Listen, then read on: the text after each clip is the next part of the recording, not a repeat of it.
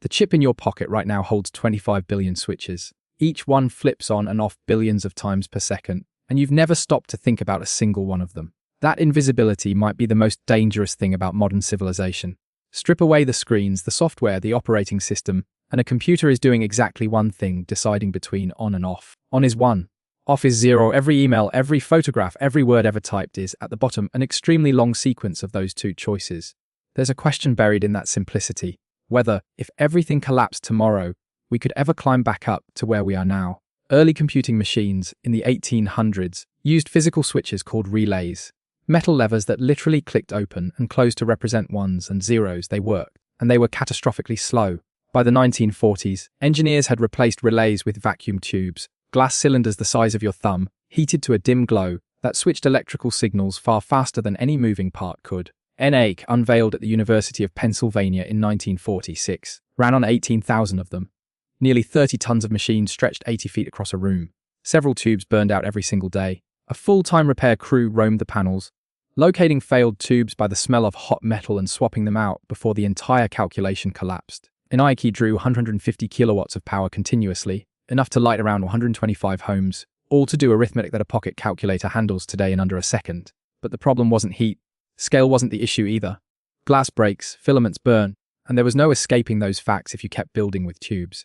On December 23, 1947, two physicists at Bell Labs in New Jersey, John Bardeen and Walter Brattain, pressed two gold contacts against a small piece of germanium. Current flowed in. Amplified current flowed out. No glass, no heat, no moving parts. They named it the transistor. Their supervisor, William Shockley, largely took public credit for the invention. Bardeen and Brattain won a Nobel Prize years later, but by then the world had already moved on so fast that almost nobody had learned their names. Fundamentally, a transistor doesn't improve the vacuum tube. This replaces the entire idea, and there is a serious case to be made that it's the most important invention since the wheel.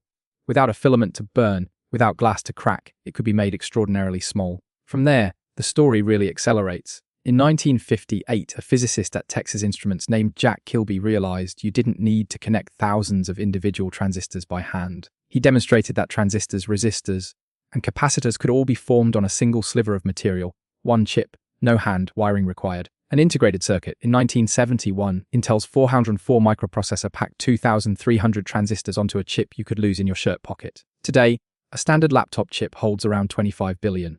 Roughly 10 million times more transistors in 5 decades. The mechanism is called photolithography. Engineers project ultraviolet light through a precise mask onto a wafer of silicon, then chemically etch away everything the light didn't touch, leaving circuit features at whatever scale the light can resolve. Layer by layer, dozens of times per chip, they build a 3-dimensional architecture of transistors and wires no eye has ever seen and no hand has ever touched. Now hold this number in your head. Modern chips are manufactured at the 3-nanometer node. Human hair runs around 80,000 nanometers across. A strand of DNA is around 2 nanometers wide. We are carving structures that approach the width of a DNA molecule into silicon, not in a research lab, but by the billions in factories at commercial scale. Nobody sees them. Human hands can't touch them. Everything at that scale is manipulated by machines that control other machines that control beams of light. Here is the detail that should shift something in how you see all of this. Every one of those factories, every facility on Earth building chips at that scale, depends on a specific type of machine called an extreme ultraviolet lithography system. There is exactly one company in the world that makes them. ASML, based in the Netherlands, holds the only production line for these machines, each containing over 100,000 custom engineered parts, each costing around 200 million euros. Nothing else has come close to replicating one. Chips fabbed in Taiwan, South Korea, and the United States all pass through equipment that only one Dutch facility can supply. One company, one product line. Civilization's computational foundation rests on it. So, could humanity rebuild a computer from scratch? Yes.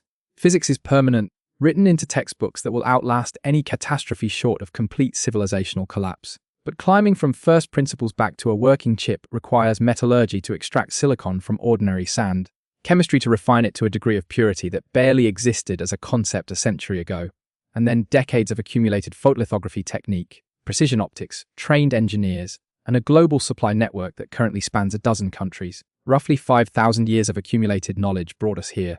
Bronze Age metallurgy was the first step. Centuries later, the understanding of electrons. 1940s, the vacuum tube. 1950s, the transistor and the integrated circuit. 5 decades after that, structures at the scale of DNA. None of it was inevitable. At any point along that chain, A missed insight or a different outcome could have pushed the timeline back by generations. That thing in your pocket is the compressed residue of every metallurgist, physicist, and sleepless lab technician who came before. From the first person who smelted ore, all the way to a Dutch factory in Veldhoven that 25 billion switches depend on. And still, almost nobody can name the two men who built the first one.